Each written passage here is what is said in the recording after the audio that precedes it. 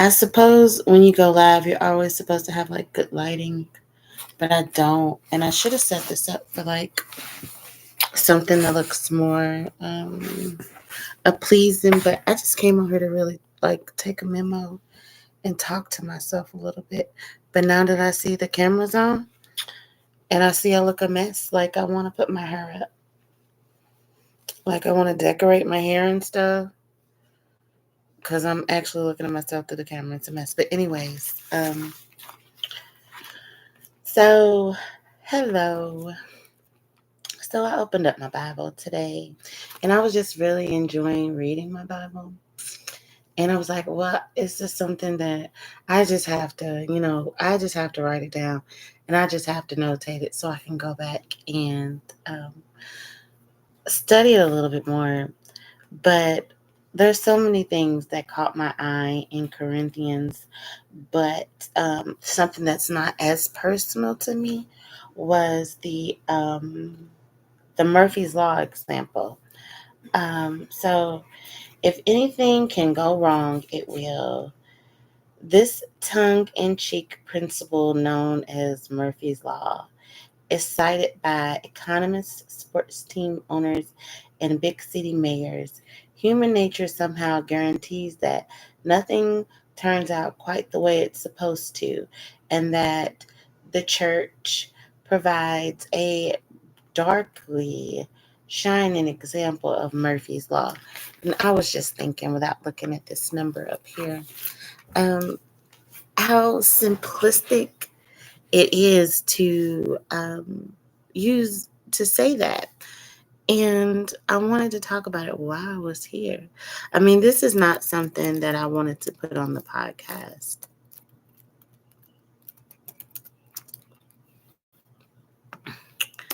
So I just figured I had to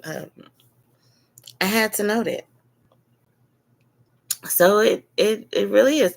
So I turned on my Google and then I'm going to turn on the dictionary. Murphy's Law is a popular adage that states anything that can go wrong will go wrong. It is often used humorously to explain unfortunate or unexpected events. The core idea is that if something can potentially fail, it will under the right circumstances. And the exact origin of the phrase is debated. It's often attributed to Edward A. Murphy Jr., an aerospace engineer who worked on safety critical systems. Murphy's Law is, in its most basic form, suggests a pessimistic view of outcomes. It applies that things are more likely to go wrong than right, especially when things are complex and have a potential for failure. There are many variations and interpretations. So that's done. All right. So my thing is like, it's too simple. I mean, simplicity is beautiful. Like I love simplicity. Like I think like if you could like live in simplicity, I think that would be amazing. But just to say that things aren't going to go as planned, it's too simple because day-to-day life is simple. For example, this is the smallest thing. I mean, in theory,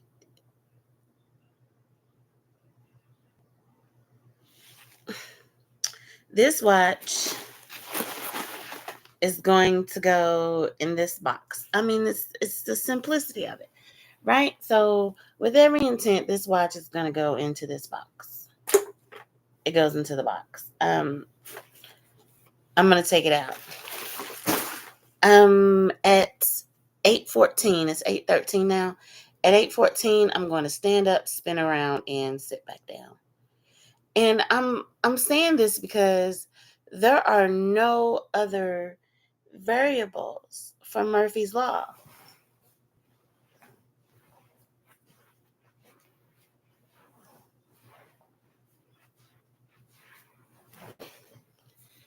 You know,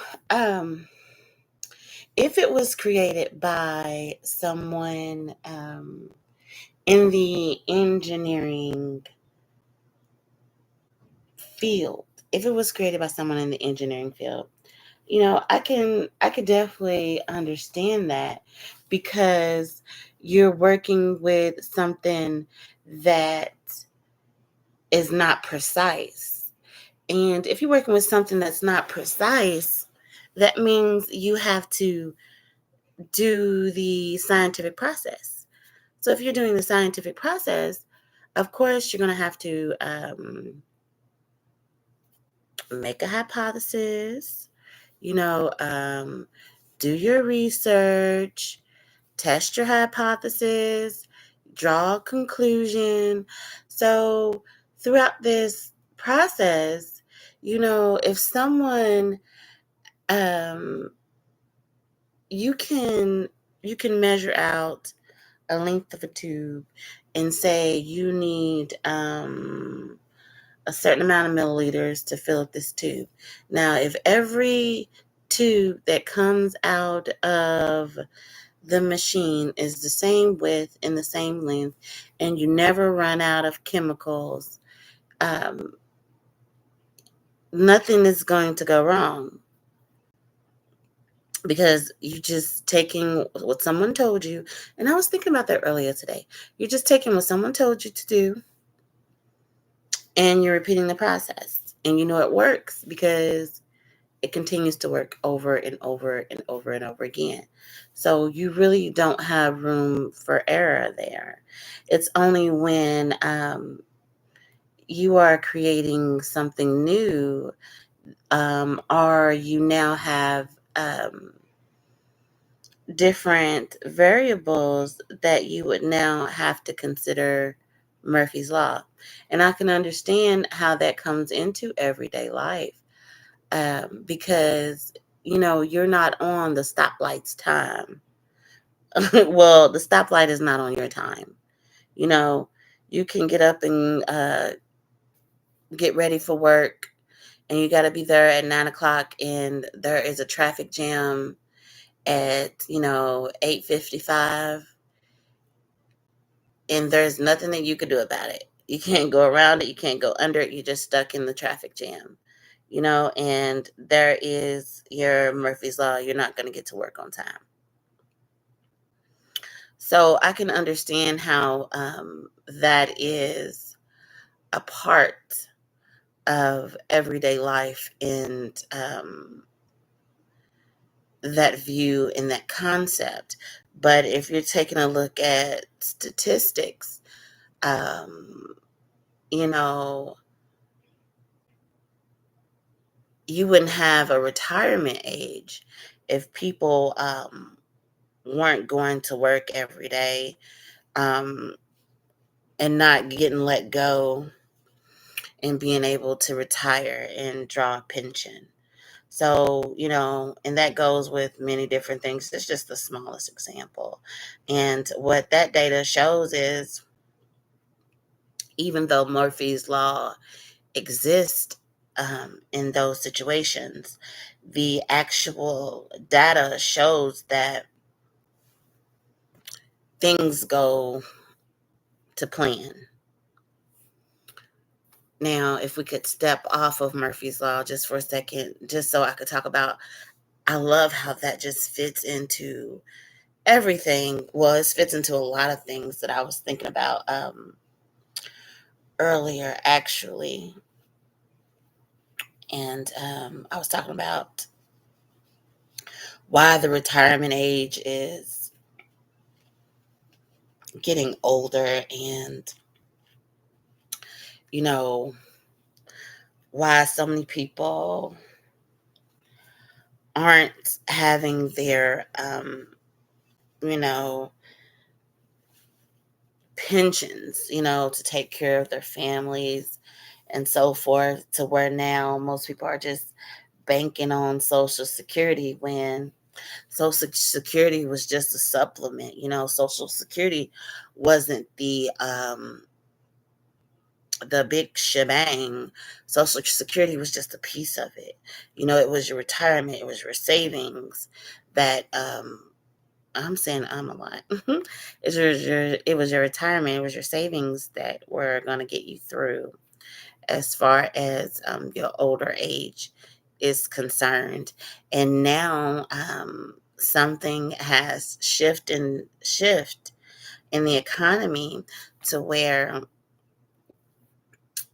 Murphy's Law is more um, rampant.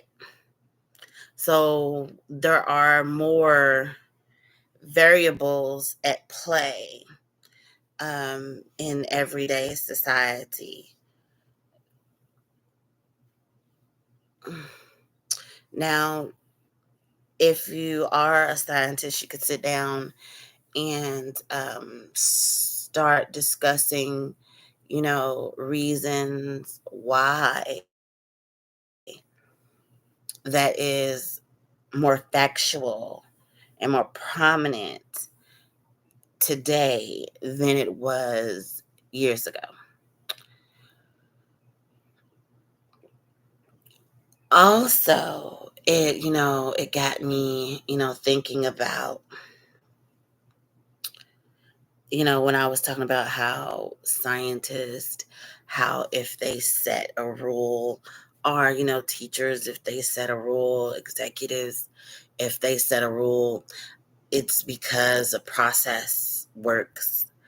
And usually most people go with, if it ain't broke, don't fix it, or fiddle with it, But when you are in a learning environment and you're in a learning atmosphere, you are supposed to, get the opportunity to have the manual given to you and possibly have hands-on training. When you were in class, you got to dissect something. You got to take something apart. So, the manual say, you move the lungs out of the way, and you might find the heart, go down, you find the stomach, and all different types of organs or whatever. And they'll tell you that this blood vessel goes here and this blood vessel goes there. So there's no reason for you to stray from that path. But the whole point is for you to be able to learn and see that for yourself. So experiment process, in the experiment process, um, you want to build, let's say, you want to build your own airplane. Let's just say you want to build your own airplane. Um, so you're going to get the basic structures of everything that you need to go inside of the plane to get it to move. Um, However,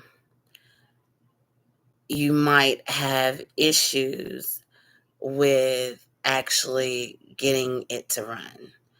Um, what might that be? I don't know, but I do know that. Hold on.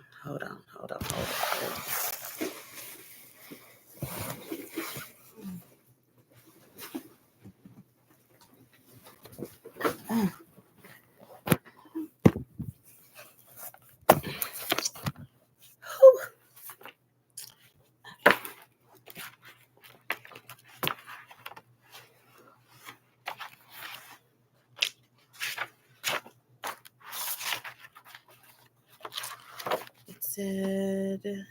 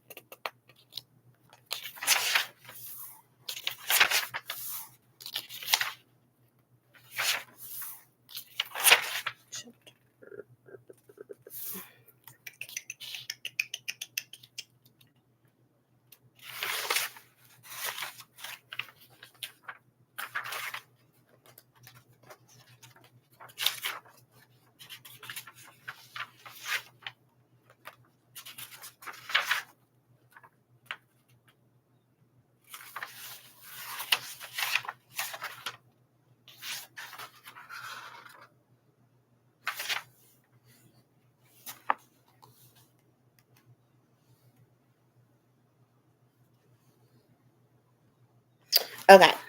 All right. So here. All right.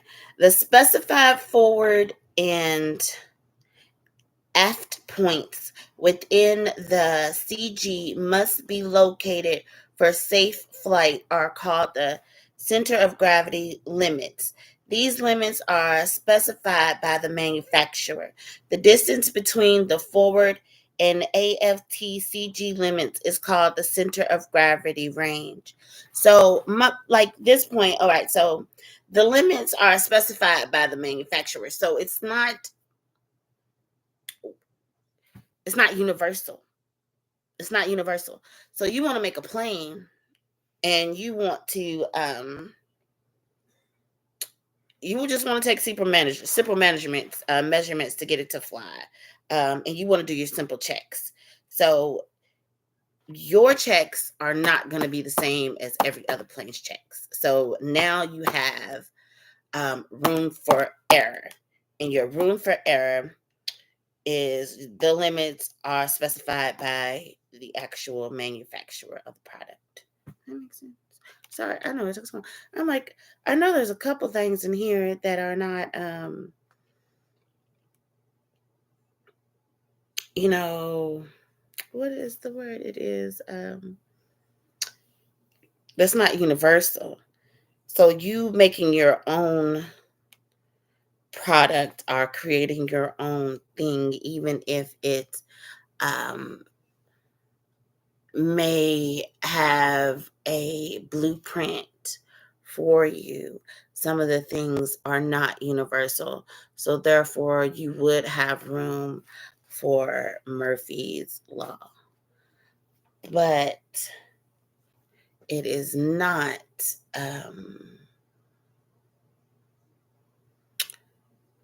so every day. If you want to go, drive to a vacation, the majority of the time, most people are going to make it to their destination. And the majority of the time, people are going to be able to check into their hotel room and they're going to be able to make their itinerary. I mean, those are the majority statistics with the